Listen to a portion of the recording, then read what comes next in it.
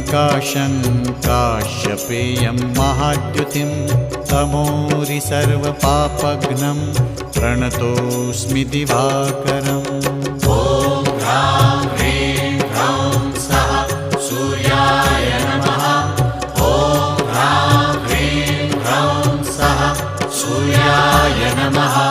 जपाकुसुमसङ्काशं काश्यपेयं महाद्युतिं तमोरि सर्वपापघ्नं प्रणतोऽस्मि दिवाकरम्।